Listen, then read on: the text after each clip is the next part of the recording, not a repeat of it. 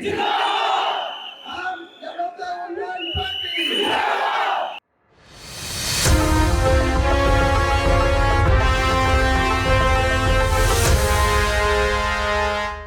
में कोई मोहब्बत नहीं है, सिर्फ हमको धोखा देकर हमारा वोट हासिल करना चाहते हैं। याद रखो, ना ममता बनर्जी में फर्क है, ना मोदी में फर्क है। ये दोनों भाई बहन की जोड़ी से ये दोनों भाई बहन है, अंदर से एक है और हमारा वोट हासिल करने के लिए इस तरह की बातें करती है। इसी मुर्शिदाबाद जिले में हमारी माँ और बहनें बीड़ी बनाती है। ममता बनर्जी कभी एक बहन का हाथ उठाकर उसकी उंगलियों को देख लो, उसकी उंगलियों पर निशानात है बीड़ी बनाने के लिए। यहाँ पर जमीन के नीचे पानी आर्सेनिक है। ममता बनर्जी आप कभी आकर जमीन का पानी पीकर बताओ, आप 2 घंटे में बीमार पड़ जाएंगे। 50 साल से मुर्शिदाबाद का गरीब आवाम जिंदगी गुजार रहा है, बताओ आपने कुछ काम नहीं किया। तो मेरे अजीज दोस्तों और बुजुर्गों, हम आपसे साथ आए हैं, सिर्फ इस चुनाव के लिए नहीं आए हैं। सुन लो मोदी और ममता बनर्जी, ये जो 2 भाई आज यहाँ पर मिलकर आ रहे हैं, ये सिर्फ बंगाल के चुनाव के लिए नहीं बल्कि 29 का बंगाल के मुस्लिम अक़लियत को लीडर बनाएंगे। ममता बनर्जी हमारी लीडर नहीं है, मोदी हमारा लीडर गरीब का बेटा बनेगा, गरीब की बेटी मिलकर करेगी। तो मेरे अजीज दोस्तों और बुजुर्गों, मेरी आपसे गुजारिश है कि आप अपना एक वोट का सही इस्तेमाल करिए। वो मोदी को कामयाब करना चाहते, ओवैसी और हुमायूं कबीर के कैंडिडेट जीत जाए, इन दोनों को हराइए, बंगाल को बचाइए। अपनी लीडरशिप को पैदा करना है। SIR के खिलाफ हम हैं और हमेशा रहेंगे। अरे हम तो सुप्रीम कोर्ट में मेरा केस चल रहा है SIR के खिलाफ, हमने खोलकर SIR पर बोला है। बहरहाल आज वर्षों के बाद आपके पास एक आपका नेता आया है, आपकी सियासी लीडरशिप आई है। मेरी आपसे गुजारिश है, दुआ करिए कि हम दोनों भाइयों की जोड़ी को अल्लाह आपके वोट और दुआओं से कामयाब उन गरीब मजलूमों के ख्वाबों को पूरा करना है, जो पिछले 50 साल से देख रहा है कि कौन आएगा और मेरे आंख के आंसुओं को पहुंचेगा, कौन आएगा जो मेरा हाथ पकड़कर मुझे नेता बनाएगा, कौन आएगा और आकर यहाँ पर यूनिवर्सिटी बनाएगा। अरे जितने यूनिवर्सिटी तुमने खोले, कोलकाता के खिलाफ भी खोले, बताओ मुर्शिदाबाद की जनता पर गवर्नमेंट यूनिवर्सिटी या स्कूल या एजुकेशन सेंटर कायम करना नहीं चाहते। इंशाअल्लाह ताला ये सब खत्म होगा। मेरी आपसे गुजारिश है, मुत्तहदा तौर पर अपने वोट का इस्तेमाल करिए। टीएमसी बीजेपी से डरने वाले हम नहीं हैं, हम सिर्फ अल्लाह से डरने वाले हैं। मस्जिद भी बनाए हैं, घर भी बनाएंगे, दिलों को मिलाएंगे और नेता को बनाएंगे इंशाअल्लाह ताला। आपको लीडर बनना है, आपको नेता बनना है, आपको नेता बनना है और बनाएंगे इंशाअल्लाह ताला। बहुत बहुत शुक्रिया। मेरे साथ नारा लगाइए, नारे तकबीर। जरा जोर से लगाओ। যারা দায়িত্ব আছে সকলকে আমি আমার ব্যক্তিগতভাবে পার্টির পক্ষ থেকে হার্দিক অভিনন্দন জানাই, ধন্যবাদ জানাই, সালাম জানাই, অভিনন্দন জানাই। আমাদের অনেক ক্যান্ডিডেট রয়েছে মঞ্চে, যারা আগামী বিধানসভায় কেউ বেহালা, কেউ রানীনগর, কেউ বেলডাঙ্গা। আমি নিজে কন্টেস্ট করছি। আপনারা জানেন যে আমার পুরনো কেন্দ্র জন্মলগ্ন থেকে যেখানে জন্মিয়েছিলাম সেই 70 রেজিনগর বিধানসভায় 2011 সালে আমি কংগ্রেসের প্রার্থী রূপে নির্বাচিত হয়েছিলাম। অনেক তর্ক বিতর্ক, অনেক সমালোচনা, অনেক আঘাত সহ্য করে আবার আজকে 2026 সালের নির্বাচনে এমন একটা সন্ধিক্ষণে এসে পৌঁছেছি। আজকে আমি একটা দলের কর্ণধার হয়ে সত্যিও আসাদুল্লাহ ওয়াইসি সাহেবকে সঙ্গে পেয়েছি। তার জন্য আমি ওনাকে ব্যক্তিগতভাবে সালাম জানাই, আদাব জানাই, অভিনন্দন জানাই। আমাদের একটা উদ্দেশ্য 2011 সালে বর্তমান বাংলার মুখ্যমন্ত্রী মমতা ব্যানার্জি এই মুসলমানদের কাঁধে ভর করে 34 বছরের লক্ষ্মণকে হারিয়ে সেদিনকে কলকাতার অলিতে গলিতে বুদ্ধিজীবীদের জাতি ধর্ম নির্বিশেষে বুদ্ধিজীবীদের নামিয়ে কলকাতায় বুদ্ধবাবু সরকারকে পরাস্ত করার জন্য 2006 সালের বিধানসভায় বুদ্ধবাবু 235টা আসন নিয়ে ক্ষমতায় ছিল। 2004 সালের লোকসভায় মমতা বন্দ্যোপাধ্যায় একা মেম্বার অফ পার্লামেন্ট ছিল, 35টা বামফ্রন্টের এমপি ছিল। আর 2009 সালে এসে মমতা ব্যানার্জি 1 থেকে 19টা এমপিতে জয়লাভ করেছিল। 2006 সালের বিধানসভায় 235টা আসন নিয়ে বুদ্ধবাবুর সরকার চলছিল। মাত্র 42টা আসন নিয়ে জেল খাটা আসামি 3 বছর ধরে চাকরি বিক্রি করে জেল খেটেছিল পার্থ চট্টোপাধ্যায়। তিনি 6 থেকে 11 বিরোধী দলনেতা ছিলেন, তৃণমূল কংগ্রেসের নির্বাচিত বিধায়ক এবং দলের মহাসচিব হিসাবে।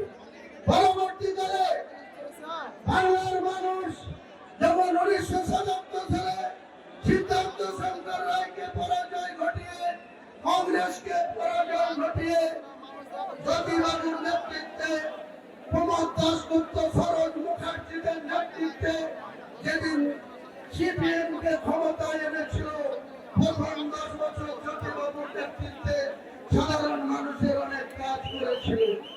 কিন্তু যত ক্রমশ ক্ষমতার লংজিভিটি বাড়ে, যত তিনারা ক্ষমতায় রেকর্ড সৃষ্টি করে সেপ্টেম্বরের পর্যন্ত বামফ্রন্ট সরকার পরিচালনা করে, তখন দেখা যায় তারা পুলিশ আর সরকার মিলে প্রত্যেকটা থানায় থানায় লোকাল কমিটির সম্পাদক আর থানার ওসিগুলা আজকে তারা মানুষের উপরে নির্বিচারে করতে থাকে। মমতা বন্দ্যোপাধ্যায় সেই সুযোগ নিয়ে বাংলার অগ্নিকন্যা রূপে তিনি কখনো কুচবিহার, কখনো হরিহরপাড়া, কখনো জলঙ্গিতে পদ্মায় বাস করে গেলে ছুটে যেতে। কিন্তু আজকের নেত্রী, আজকের বাংলার মুখ্যমন্ত্রী মুখে তিনি বলেন মা মাটি মানুষের নেত্রী, মানুষের সঙ্গে কোনো সম্পর্ক রাখেন না, মাটির সঙ্গে তিনার কোনো সম্পর্ক নেই। তিনি সবসময় তার দলের ক্যাবিনেটের সদস্যদের সঙ্গে পর্যন্ত 2 মিনিট কথা বলার সময় নেই। তার দলের নির্বাচিত এমএলএ ছিলাম আমি। 2রা মে 2021 আমি কাজী সাবডিভিশনে আজকে যাকে তৃণমূলের নেতা করে রেখেছে, সেই অপূর্ব সরকারের থেকে দলের ভিতরে অনেক বিরোধিতা, দলের 2জন ব্লক সভাপতি তৃণমূলের, আজকে যে ভরতপুরে ক্যান্ডিডেট হয়েছে আজহারউদ্দিন সিজার, সেদিন সে তৃণমূলের ব্লক সভাপতি ছিল। আজকে যে মুর্শিদাবাদের এমপি আবু তাহের খান, সেদিন সে জেলার সাংগঠনিক সভাপতি ছিল। আমার বিরুদ্ধে 12টা প্রধানের মধ্যে তৃণমূলের 9টা প্রধান আমার বিরুদ্ধাচরণ করেছিল। ওই আজহারউদ্দিন সিজার আমার বিরুদ্ধাচরণ করেছিল। ওই নুর আলম ভরতপুর ওয়ার্ডের সভাপতি আমার বিরুদ্ধাচরণ করেছিল। কিন্তু হুমায়ুন কবির জনগণের নেতা, তাই এত বিরোধিতা সত্ত্বেও 41,383 মার্কেটে নির্বাচিত হয়ে যারা 8টার মধ্যে কাঁথি রাজ কলেজ থেকে সার্টিফিকেট সংগ্রহ করেছিলাম। আরো সাথে আজকে গত 3 দিন আগে রাজ্যের যুবরাজ তিনি সোনার চামচ মুখে দিয়ে জন্মিয়েছেন। মমতা বন্দ্যোপাধ্যায়ের দলতে তিনি 100টা পুলিশের বেষ্টনীকে কালীঘাটের বাড়িতে রাত্রি যাপন করেন। তিনি এখানে এসে বক্তৃতা দিতে এসে বলছে তার দলের মাত্র 5000 কর্মী নিয়ে একটা জনসভাকে কন্ট্রোল করতে পারছে না। এদের ঘরে ঘরে লড়াই, যত গোষ্ঠী দ্বন্দ্ব, তাই নিয়ে চেয়ার ভাঙাভাঙি, তাকে বলতে হচ্ছে যে মমতা কেন্দ্রে নাকি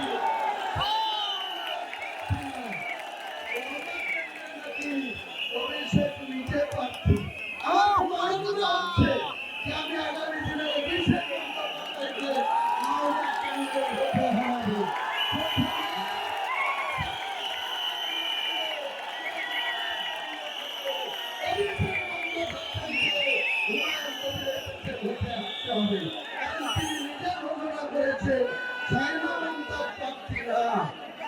হাবিবকে বলেছে তুমি সাইনা মমতাজকে পছন্দ না, ঠিক আছে, অভিষেক বন্দ্যোপাধ্যায় নওদায় প্রার্থী, তাই ইনশাল্লাহ অভিষেককে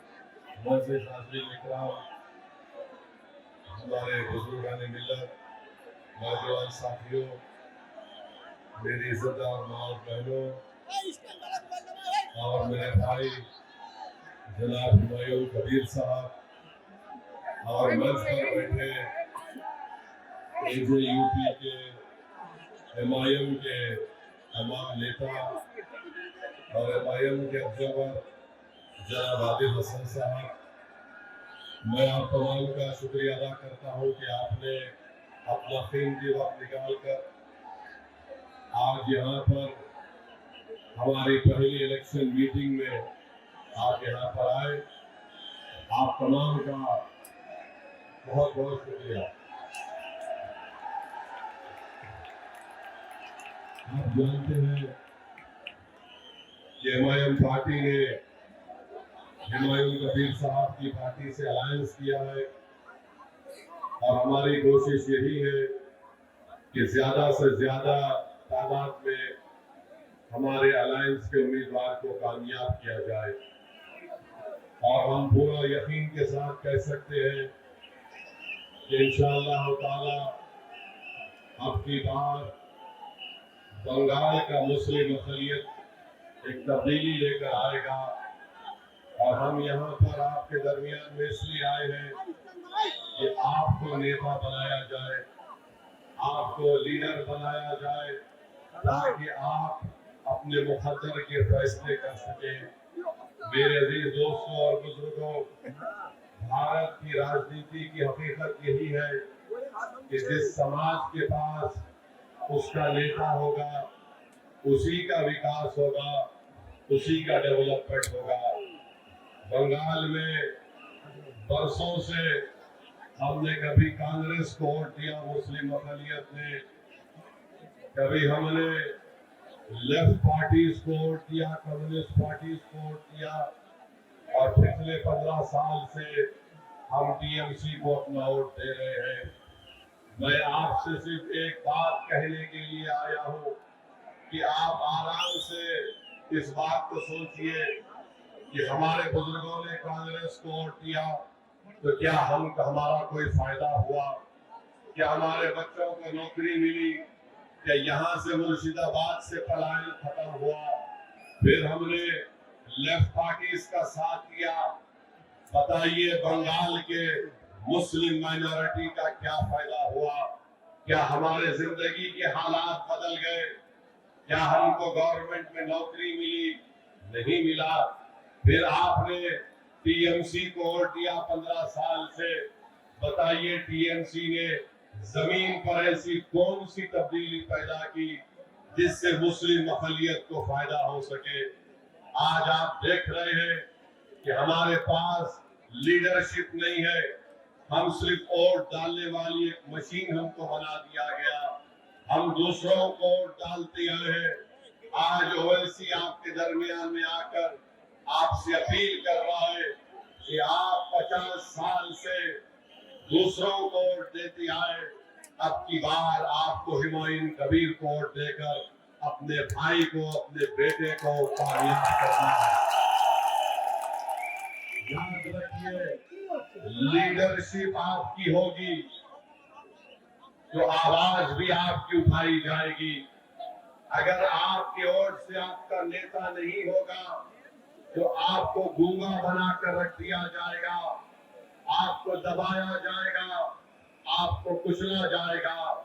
अगर आप इत्तेहाद को मजबूत करके अपने के कोर्ट का इस्तेमाल एजेयूपी के सीटी के निशान पर और एमआईएम पार्टी के पतन के निशान पर बटन दबाएंगे, ये कामयाबी हुमायूं कबीर की नहीं होगी, ये कामयाबी गरीब लोगों की होगी जो बरसों से तरस रहे हैं।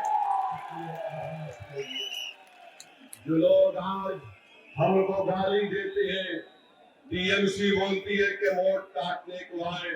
ममता बनर्जी जब गुजरात जल रहा था, जब वहां पर मासूम लोगों को मारा जा रहा था, जब वहां पर 50,000 लोग 8-8 महीने कैंप में अपनी जिंदगी गुजार रहे थे, तब आप अटल बिहारी वाजपेयी का हाथ पकड़कर साथ चल रहे थे। जब आपको उनकी तकलीफ याद नहीं आई, 2005 में यही ममता बनर्जी ने पार्लियामेंट के अंदर ये कहकर डिप्टी स्पीकर के सामने फाइलें फेंक दी। क्यों फेंकी? उन्होंने कहा कि बंगाल में घुसपैठी घुस रहे हैं।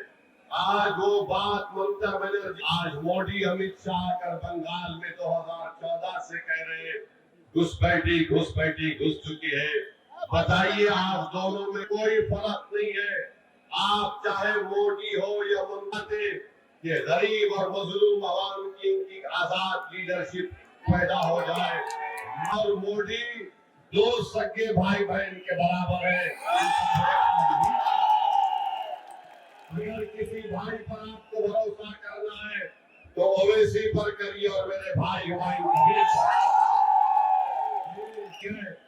ये दोनों यही चाहते हैं कि बंगाल में किसी भी तरीके से पॉलिटिकल लीडरशिप ना उभरे। टीएमसी के लोगों से हम पूछना चाहते हैं, 4 बीजेपी के एमएलए थे, वो 4 से 77 कैसे हुए? बीजेपी के कितने एमपी थे 10-12 साल पहले, आज इतने एमपी कैसे कामयाब हो गए? मैं मुर्शिदाबाद के आवाम से कहूं कि हमारी लड़ाई यकीनन मुस्लिम माइनॉरिटी को, उसकी लीडरशिप को पैदा करने की है। ना हुमायूं कबीर, ना ओवैसी किसी हिंदू भाई के खिलाफ था, ना कभी रहेगा इंशाअल्लाह ताला। अपना हक चाहते हैं, हम हिस्सेदारी चाहते हैं। अब हम टीएमसी नहीं जुटाएंगे, हम मोदी से नहीं जाएंगे, हम अल्लाह से डरने वाले हैं। हम अपना हक चाहते हैं, हमको अपना हक मिलना चाहिए। और याद रखो, न तो आपको इसलिए वोट डालना है ताकि आप ममता की गुलामी से, इन दोनों के खिलाफ आपको सीटी बजाना है। 23 तारीख के दिन सिर्फ सीटी बजेगी।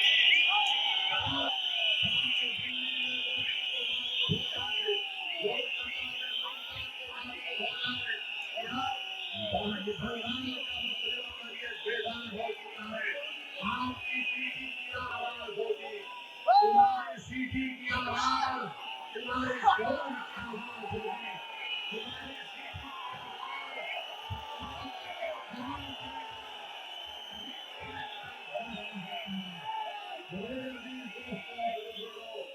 टीएमसी 15 साल से सत्ता में, अभिषेक बनर्जी यहाँ बताया गया क्या कर कहा थे कि कोल्ड स्टोरेज बनाएंगे। कोल्ड स्टोरेज में कोई कोल्ड स्टोरेज यहाँ पर बनाए नहीं बनाए। 23 तारीख को टीएमसी को आपको कोल्ड स्टोरेज में डालना है। बनाएंगे 15 साल, 1 साल पहले कोलकाता हाई कोर्ट ने मुसलमान कर दिया। पूछो ममता ने मुसलमानों का सर्टिफिकेट क्यों कैंसल? न तालीम हासिल कर सक रहे एजुकेशन हासिल नहीं मिल रही है। टीएमसी बोलती है वोट काटने आए, मोदी बोलता हम घुसपैठी है। हम उनसे पूछना चाहते हैं, बंगाल मुस्लिम अकलियत है तो बंगाल के गवर्नमेंट की नौकरी में 60% हमको नौकरी क्यों मिली है? बताओ, इसका जिम्मेदार कौन है? मेरे गयूर नौजवान साथियों, अपने वोट का सही इस्तेमाल करो। इंशाअल्लाह ताला कोर्स